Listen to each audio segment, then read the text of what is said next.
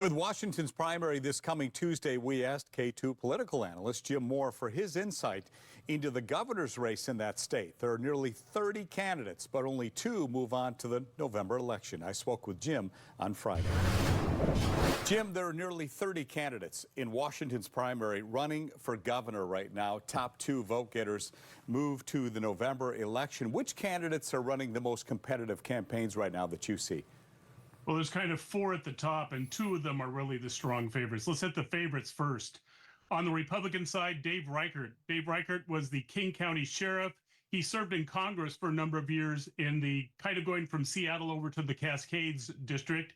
And so he's being talked about really with what his votes in Congress were, how that'll play when he comes back to Washington. The other one is the Attorney General, Democrat Bob Ferguson. Bob Ferguson has been in office for a long time. He's seen as more kind of the favorite. Recent polls have shown him ahead because, like in Oregon, Democrats have a little bit of an edge. It's statewide, not as much as they do in Oregon, but they in Washington state. So those are the 2 main ones. And then we have a couple of other ones, and I have to look them up because so one of them is Semi Bird, a Republican, who's running as kind of an alternative to the Trump world in the Republican side. And then another one is Mark Mullet, a Democrat, also running as he basically calls himself a social liberal, but a fiscal conservative. So what would have passed for a moderate Republican 35, 40 years ago.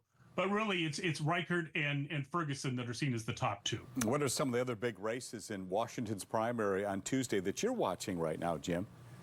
Well, we're watching kind of some early moves in the legislature.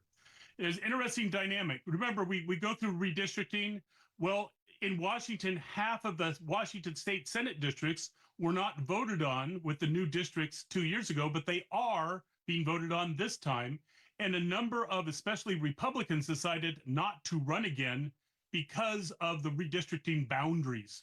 And so I'm going to be looking at a lot of those races. Do the Democrats have a chance to pick up a fair number of Senate seats or not, moving into the November election? So kind of big picture things like that. I want to point out also that Jim will be part of our coverage, our election coverage for the Washington primary coming up on Tuesday. And Jim, would be great to have you there for that as well. And which tie are you going to wear? Do you know yet, Jim?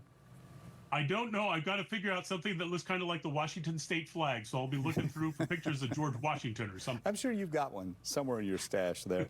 Jim Moore, is always great to see you, sir. Good to see you. Take care.